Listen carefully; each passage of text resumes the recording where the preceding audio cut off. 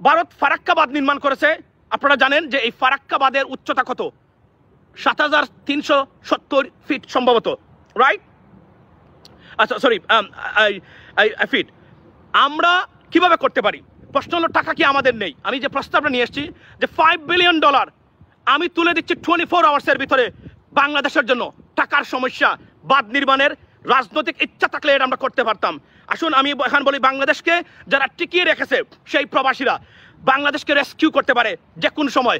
বাংলাদেশের সবচেয়ে বড় হাতিয়ার হলো আমাদের প্রবাসীরা। এতটা সলিড ফাউন্ডেশনের ভিত্তি একটা অর্থনৈতিক গোষ্ঠী আপনার দাঁড়িয়ে আছে যা পৃথিবীর অনেক দেশেরই নেই, বাংলাদেশের আছে। আমি বলছিলাম যে কিভাবে করতে পারেন। আপনারা জানেন যে ফারাক্কা বাঁধ তারা নির্মাণ করেছে 1961 থেকে 72 পর্যন্ত, সম্ভবত 72 পর্যন্ত $208 মিলিয়ন খরচ করেছে তারা। আমি যদি আজকের হিসাবে সেই টাকার হিসাব করি, not more than $1 billion, ladies and gentleman.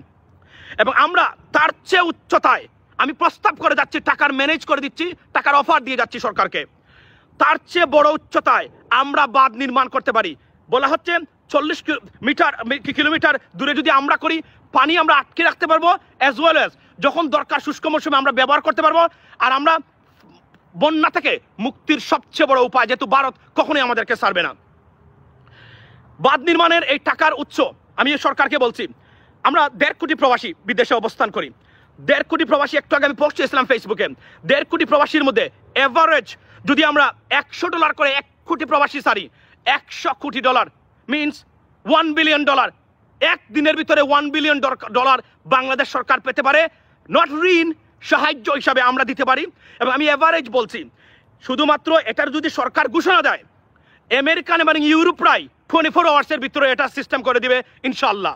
আর আমাদের মধ্যপ্রাচ্যের প্রবাসীরা আছেন যে তাদের যে আগ্রহ, তাদের যে কমিটমেন্ট, না খেয়েও টাকা দিতে রাজি আছেন। এই টাকাটা সরকার বিনা টাকা দিতে হবেন না। আমার এই প্রস্তাবটা, আমি ইকোনমিক্স, আমি অর্থনীতির ছাত্র, ফার্স্ট ক্লাস ফার্স্ট পাওয়া অর্থনীতির ছাত্র। আমার প্রস্তাবটা ভেবে দেখবেন, সরকারে কেউ যদি দেখে থাকেন। আমি বলছি সরকারকে, আপনারা বাঁধ নির্মাণ না করলে বন্যার মাধ্যমে ভারত আমাদেরকে গরিব থেকে গরিব করে দিবে। কারণ এটা আন্তর্জাতিক আইন লঙ্ঘন করে তারা এই যুদ্ধ এবং এই পানি সন্ত্রাস তারা বাংলাদেশের মানুষের বিরুদ্ধে অনেক দিন থেকেই ঘোষণা করেছে। শেখ হাসিনা ক্ষমতা থাকা অবস্থায় তারা সেটা করতো কেন? বাংলাদেশকে কন্ট্রোল করার জন্য, ভয় দেখানোর জন্য। কিন্তু শেখ হাসিনা এতটা নতজানু এবং ডিস্টার্বিং এবং ডিসকন্ট্রোল ছিল যে কোনোদিন প্রতিবাদ করার ক্ষমতা নাই। কারণ ভারতের মাধ্যমে সে এই 16 বছর স্বৈরতন্ত্র প্রতিষ্ঠা করেছে। সুতরাং সে বলেছে বরং বন্যা নাকি উপকারী। কিভাবে উপকার হয় সেটাও সে বলেছে। কারণ এই দুর্বৃত্তায়িত মহিলা যখন যা ইচ্ছা তাই বলতো, যখন যা ইচ্ছা তাই করতো। কারণ তাকে চ্যালেঞ্জ করার কেউ ছিল না বাংলাদেশের মাটিতে।